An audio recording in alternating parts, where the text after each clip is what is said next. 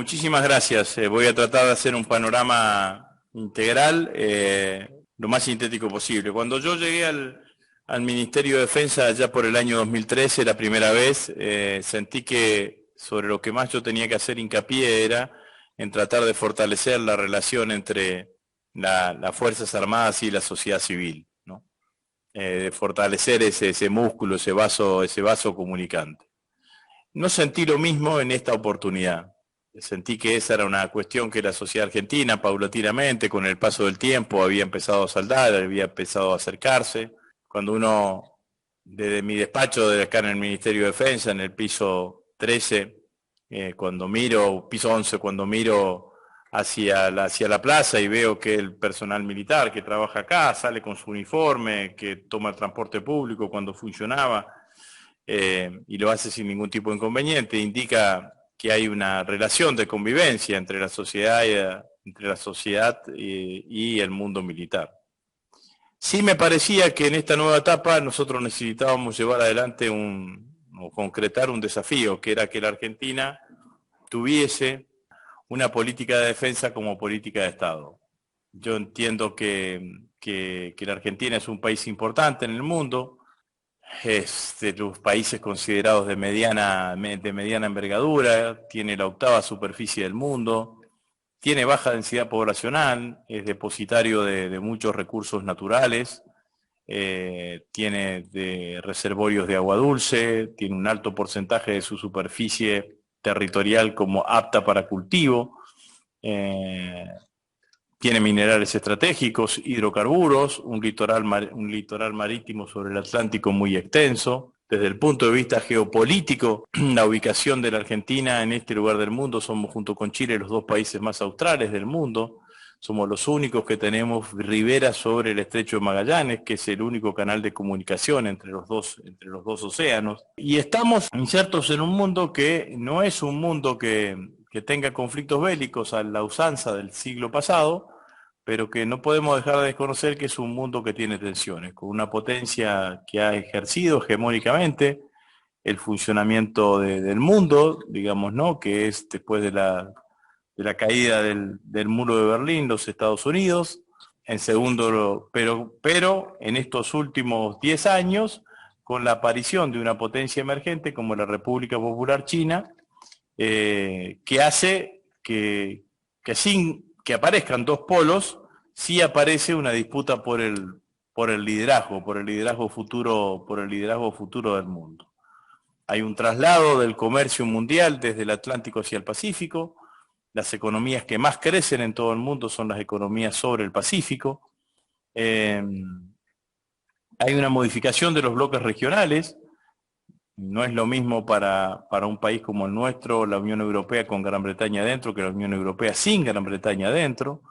Nos permite a nosotros volver a tomar o a tener relaciones con países mucho más intensas, con países que históricamente hemos tenido, como en el caso de la República, el Reino de España, Francia y Alemania, por sobre todas las cosas.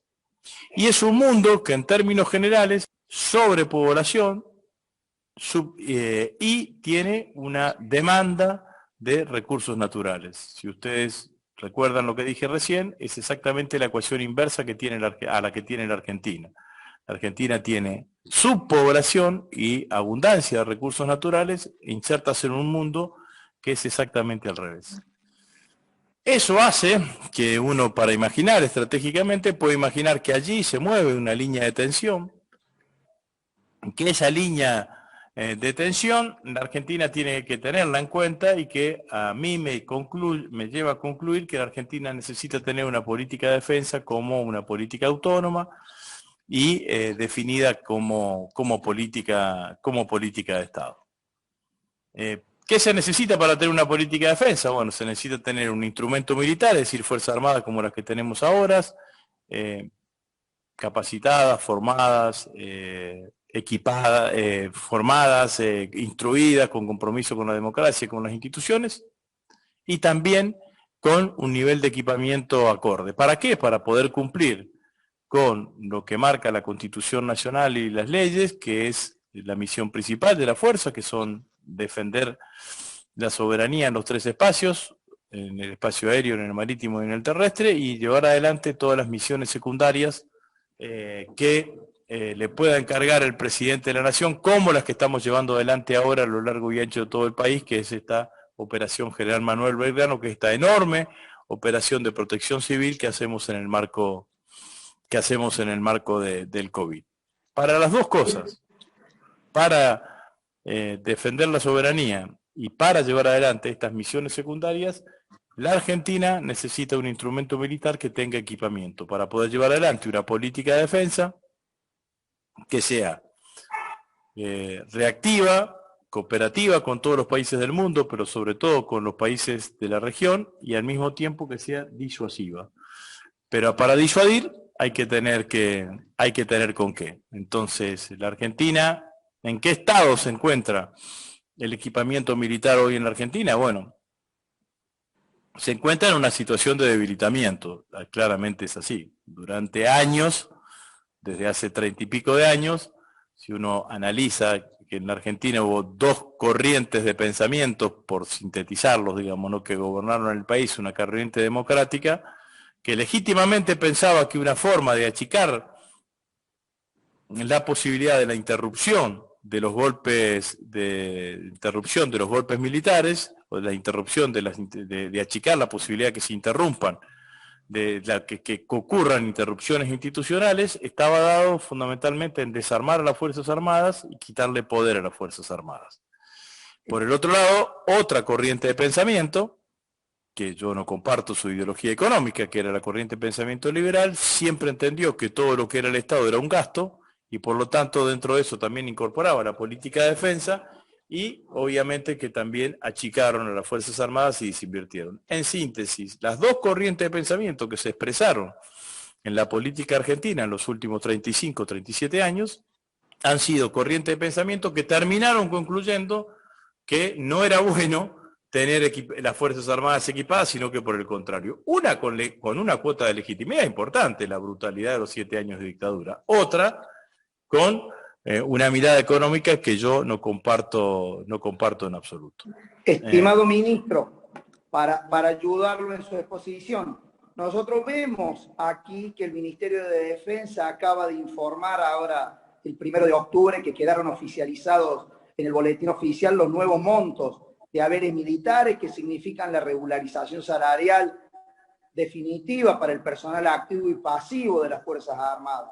También a partir del decreto 782 del 2020, el Gobierno Nacional promulgó la ley 27.565, que crea el Fondo Nacional de la Defensa, el FONDEP, de la cual entiendo que vos sos su mentor, para financiar el reequipamiento militar argentino. Este fondo, que evidentemente será administrado por el Ministerio de Defensa, también tendrá o deberá ejecutarse en su totalidad año tras año y tendrá un doble control parlamentario, lo que ayuda a la transparencia del control de gasto. Contanos más acerca de este sentido y el contenido que estas acciones van a tener en tu gestión. Para tener una política de defensa necesitábamos un instrumento militar con el equipamiento acorde. Para lograr ese equipamiento diseñamos esto que hacía referencia recién Espinosa, que es el FONDEF. El FONDEF es un fondo específico para el equipamiento de las Fuerzas Armadas en Argentina. Fue un proyecto de ley de mi autoría que impulsé cuando era diputado nacional, que se aprobó y tuvo la media sanción en la última sesión que yo tuve como diputado, y que recientemente completó esa media sanción en el Senado de la Nación, y junto con esa media sanción en el Senado de la Nación se promulgó el 1 de octubre, como se decía recién anteriormente. ¿Qué es el FONDEF? El FONDEF es un fondo que significa que está integrado por un porcentaje, el 0,5% el año que viene, para administrar para el equipamiento de las Fuerzas Armadas, el 0,5% de los ingresos totales de la administración pública. Calculamos que el año que viene van a ser 33.000 millones de pesos.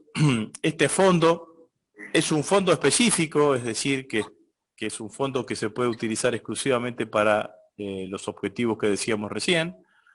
Está hecho por ley, o sea que es permanente, no depende del presidente de turno, Y al mismo tiempo, todos sabemos que lo vamos a tener presente durante todos los años de acá en adelante. Por lo tanto, además, nos va a permitir planificar, nos va a permitir llevar adelante una planificación que en materia de defensa son esenciales las planificaciones, digamos, ¿no? Porque cuando uno invierte un peso en defensa, o cuando hace una inversión en defensa, no la ve al otro día, la ve en el tiempo. Entonces es necesario tener esa planificación. Bueno, esa ley del FONDEF también tiene explicitado de qué manera se tiene que invertir, cuáles son las prioridades que tiene que tener, cuál es el escalonamiento que tiene que llevar adelante esa inversión. Entonces, la primera de ellas el primer escalón es que se tiene que reutilizar todo lo existente. Es decir, se tiene que hacer inversiones sobre el material existente que tengan las Fuerzas Armadas y que se pueda refuncionalizar. En segundo lugar, lo que necesitamos es ver qué es lo que se puede producir acá en la Argentina. Y el tercer elemento es cuando no se pueda producir en la Argentina, bueno, haremos las adecuaciones correspondientes para importar, pero siempre con transferencia de tecnología para que en algún momento en el futuro podamos producir aquí en nuestro país. Y en esto, sobre todo cuando uno mira los dos primeros escalones, tiene importancia todo lo que va a significar, el impacto que van a significar esos 33.000 millones de pesos que se van a invertir el año que viene en el desarrollo de la industria para la defensa. La industria para la defensa en Argentina tiene patas, que yo creo, cimientos muy fuertes que hay que fortalecer. Las fábricas militares,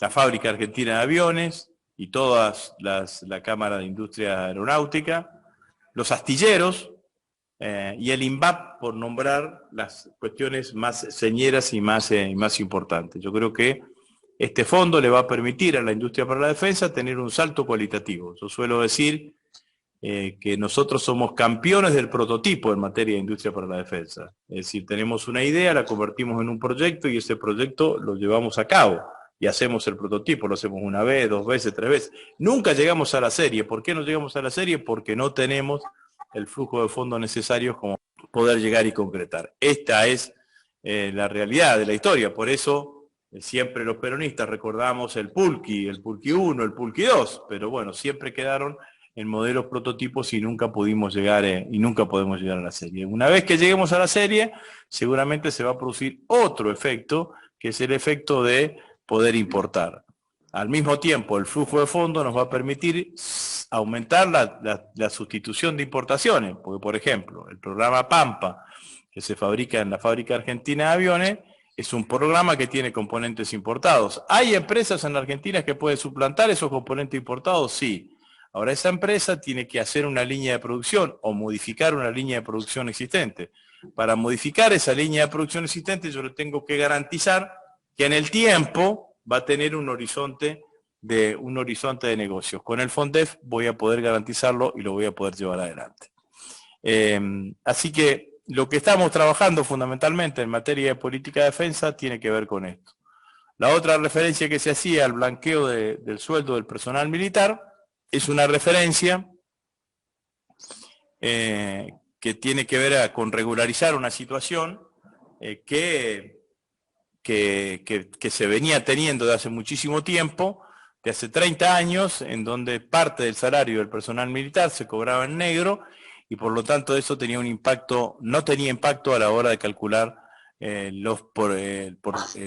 porcentaje de jubilaciones y el porcentaje de retiro. Bueno, lo que hemos decidido es que esos suplementos no remunerativos pasen a remunerativos y hoy están absolutamente regularizados desde el punto de vista del salario de los trabajadores activos y de los retirados en la Fuerza Armada. Para el personal retirado significa casi un aumento del 30%, sobre todo porque en el caso del personal militar tienen una tasa de sustitución que es muy alta, digamos, no es la tasa de sustitución del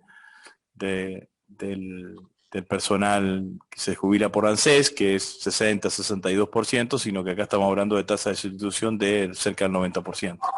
Por lo tanto, eso tiene un impacto importante en toda la vida del personal militar y además nos ha permitido a nosotros ordenar la administración, porque con este tema de los suplementos no remunerativos teníamos juicios, esos juicios generaban costos, los costos, además de generar costos, generaban, además de costos, generaban embargos en las cuentas de las fuerzas, embargos en las cuentas del ministerio, bueno, y eso complicaba naturalmente todo lo que significa la gestión.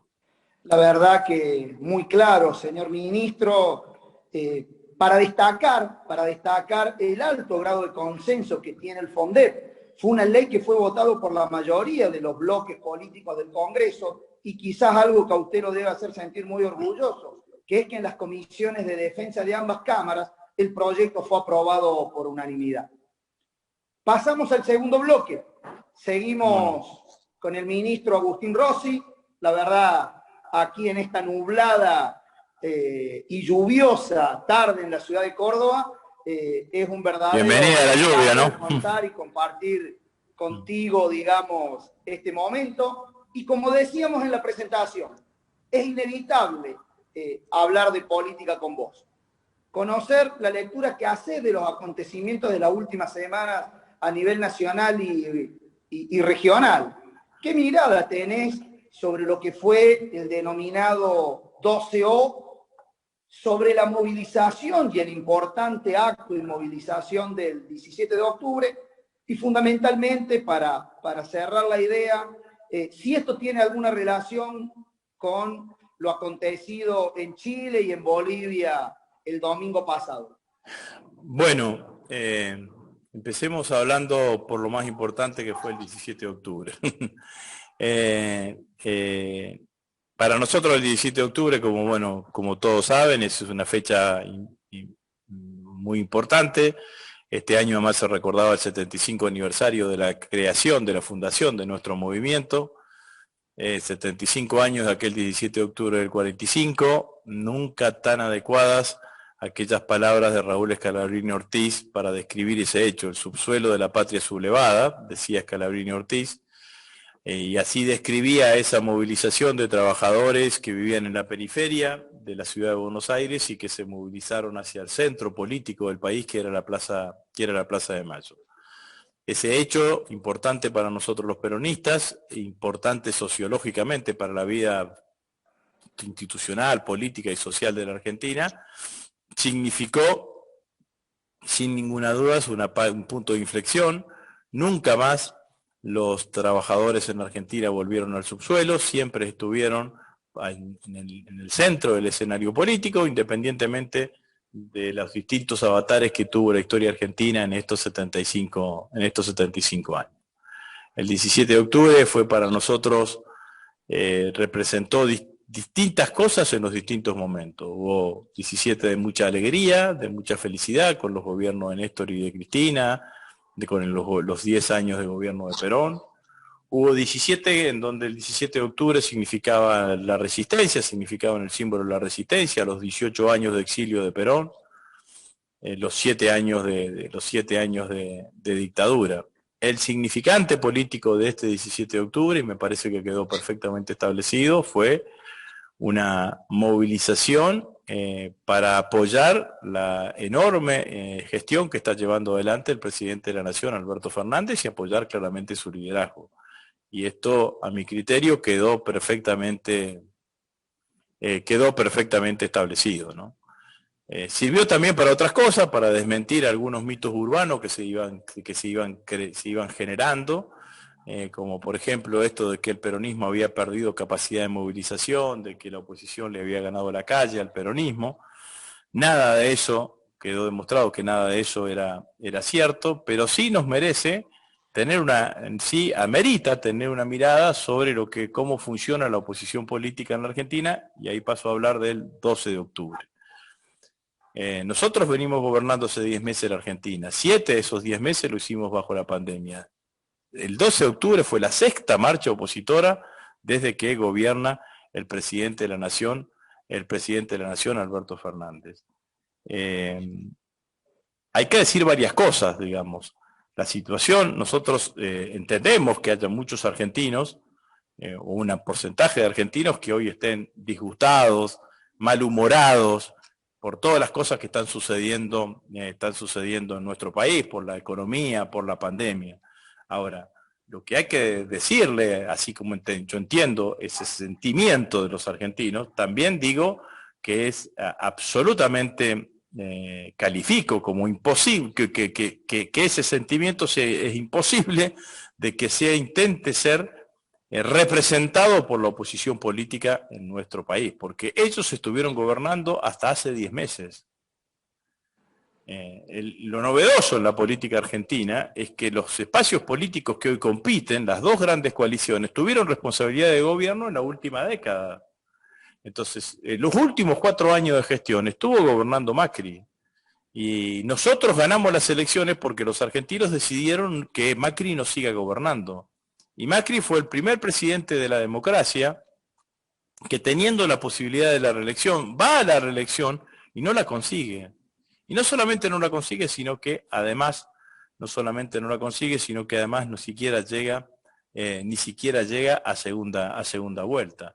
Los argentinos, si Macri hubiese hecho bien las cosas, hubiesen decidido que hubiesen seguido gobernando ellos.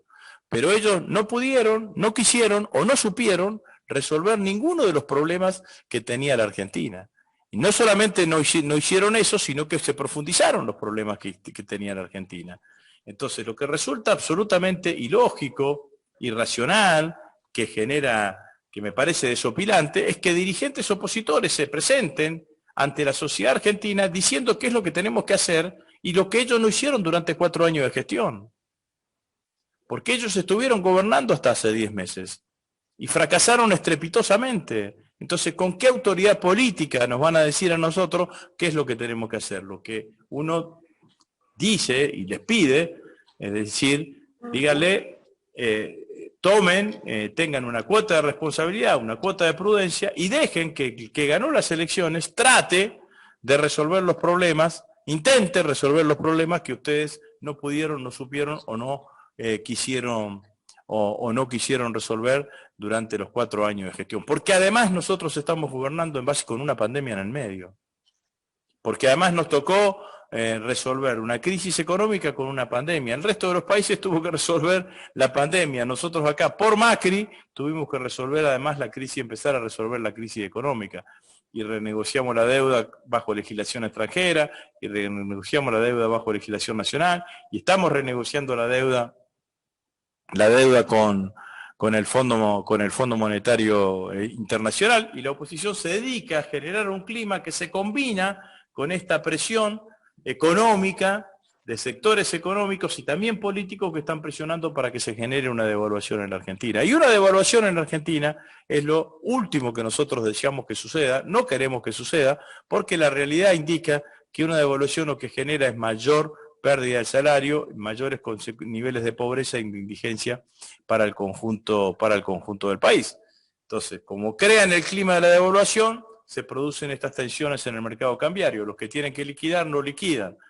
Entonces hay menos dólares. Y los que tienen que importar adelantan importaciones. Entonces piden más dólares. Consecuencia de esas dos maniobras, se achica el nivel de la reserva. Como se achica el nivel de la reserva, hay presión para elevar el tipo de cambio, y sobre eso estamos trabajando para que ninguna de esas cosas terminen sucediendo en nuestro país. Pero sobre la oposición, hay que decirlo con claridad, estuvieron gobernando hasta hace 10 meses atrás. Entonces, que hoy salga el expresidente Macri, que salga la presidenta del PRO, que salgan dirigentes de Cambiemos explicando qué son las cosas que tiene que hacer la Argentina, o diciendo solamente las cosas que nosotros supuestamente hacemos mal, hay que decirle, muchacho, un poquito de pudor político, digamos, ¿no? Porque la realidad es que tendrían que pensar que hace 10 meses nos dejaron un país incendiado, con el 55% de inflación, con una desocupación en alza, con un endeudamiento extremo. Hemos bajado la inflación, calculamos que la inflación va a estar entre 32 y 35% durante este año, 20 puntos menos. Hemos renegociado la deuda que irresponsablemente tomaron tomaron ellos. La economía real empieza a tener signos de recuperación económica, que hay que sostenerlos, que hay que incentivarlos, que hay que potenciarlos. Pero claramente el clima que genera la oposición con esta irracionalidad es un clima que no favorece absolutamente para nada. Pareciese que están en la pradera con el balde de nafta, digamos, ¿no? Con el balde de nafta o de gasoil y el fósforo en una mano y con el fósforo en otra mano, tratando de incendiar la pradera. Y bueno, esto no es lo que necesitan los argentinos de una oposición responsable y que se haga cargo de lo que hicieron. Mejor dicho, que se hagan cargo de lo que no hicieron, porque gobernaron la Argentina durante 4 años, llegaron diciendo que iban a resolver todos los problemas de la Argentina y empeoraron todos. Esto fue lo que pasó en la Argentina durante estos 4 años. Entonces, la verdad es que esperamos tener que los argentinos comprendan esta situación. Yo vuelvo a decir, entiendo a cualquier argentino que esté enojado hoy o que esté malhumorado, ¿no? Recién celebrábamos la lluvia en Córdoba porque terminó con el humo. Nosotros todavía tenemos humo en Rosario. Hasta ayer a la noche, hasta hoy a la mañana había humo en Rosario porque había quema en las islas. Entonces el combo es completo, el humo, los incendios, la pandemia, la crisis económica. Entonces claramente que eso genera disconformidad, que eso genera mal humor.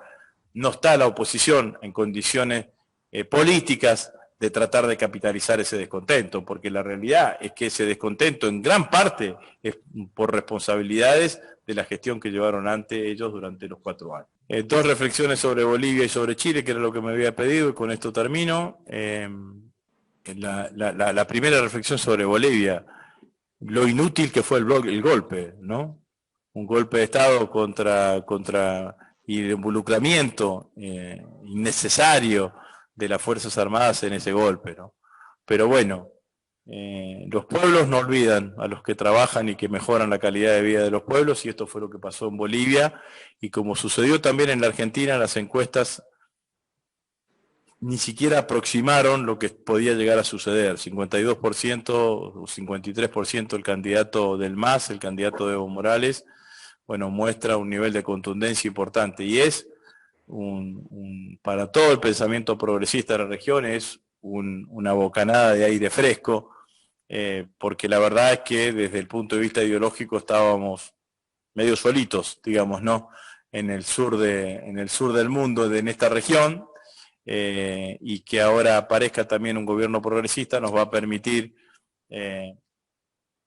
poder trabajar con algún gobierno con la misma mirada ideológica o con mayores niveles de conciencia ideológica. La verdad que también es un impulso importante para Ecuador. Ecuador tiene elecciones en febrero o marzo de este año, y lo que sucedió en Chile también demuestra que la pandemia no hizo olvidar los reclamos que estaban presentes el 18 de octubre del año pasado, ¿no? El 18 de octubre del año pasado, cuando empezaron las movilizaciones en Chile, después empezó la pandemia y se creyó que la pandemia había disminuido todo lo que los chilenos vienen reclamando, estas situaciones de desigualdad, de mayor acceso, de mayores niveles de igualdad y de inclusión, que es fundamentalmente la demanda de los chilenos, se terminó expresando con mucha contundencia al año de que empezaron estas movilizaciones. El mes que viene son el plebiscito o elecciones para determinar si se va a reformar la Constitución.